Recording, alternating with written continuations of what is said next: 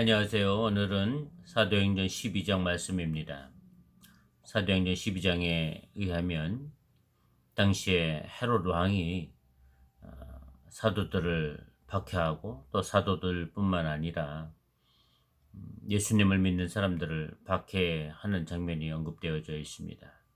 그런 박해 와중에 야고보 사도가 순교하게 됩니다.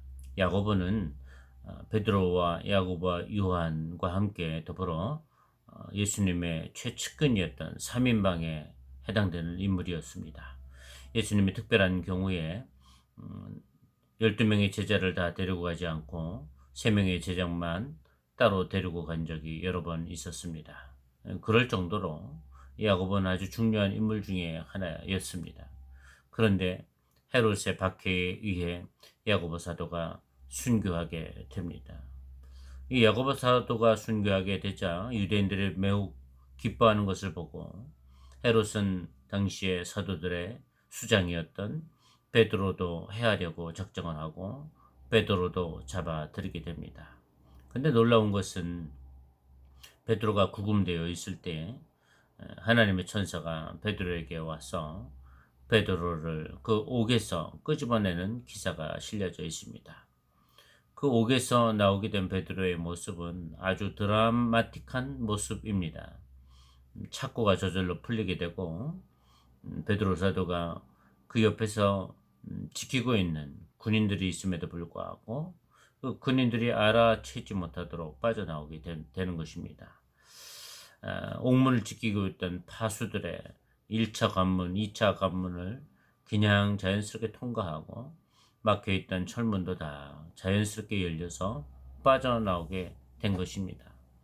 베드로 사도가 빠져나오게 되자 함께 기도하던 교인들이 매우 기뻐했다 했습니다. 오늘 우리는 사도행전 12장에서 두 명의 인물의 대비되는 모습을 보게 됩니다.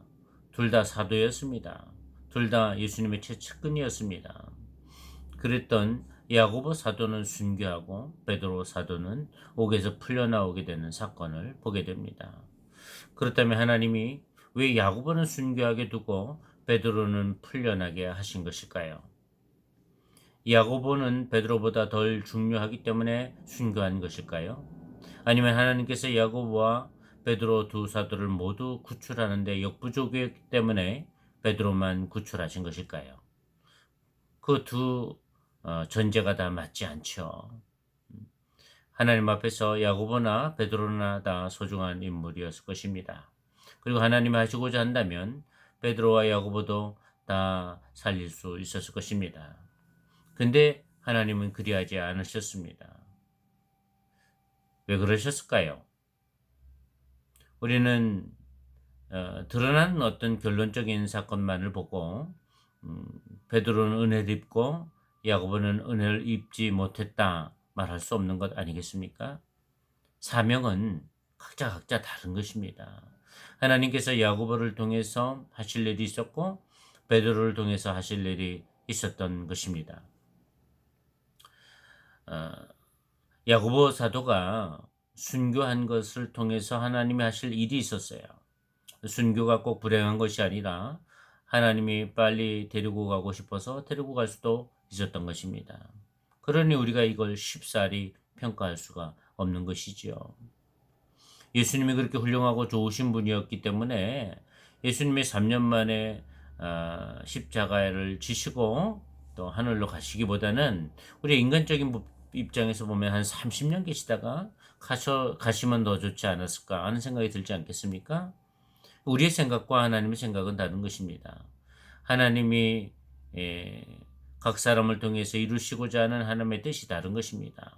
중요한 것은 결과론적인 어떤 상황만을 보고 인간적인 관점에서 은혜를 입었니, 은혜를 입지 못했니, 우리가 그렇게 쉽게 판단할 일이 아닙니다. 중요한 것은 우리가 하나님 앞에 어떤 모습으로 서 있느냐 하는 것입니다.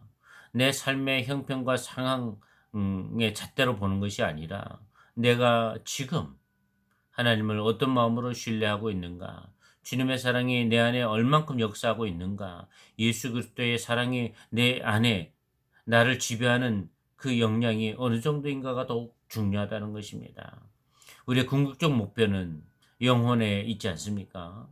우리 육신은 다 결국 다 산화되어져 갈 수밖에 없는 존재이죠. 우리의 영혼이 하나님 앞에 구원받는 존재인지 하나님의 자녀가 되는 존재인지 그렇지 않은지가 중요한 것입니다. 이 땅에서의 모습은 다 각자 다릅니다. 핵심은 우리가 어떤 모습으로 사느냐 하는 것입니다. 우리가 하나님이 어떤 상황에도 하나님이 하시고자 하시면 무엇이든지 하실 수 있다는 것을 믿고 하나님의 뜻을 구하고 하나님의 나라와 하나님의 영광을 위해서 사는 사람들, 그것이 정말 바른 삶의 자세인 것을 잊지 않기를 바랍니다. 그렇게 신실한 믿음으로 하나님이 이끄시는 삶을 바라보며 믿음으로 승리하는 우리 모두가 되기를 주님의 이름으로 축복합니다. 감사합니다.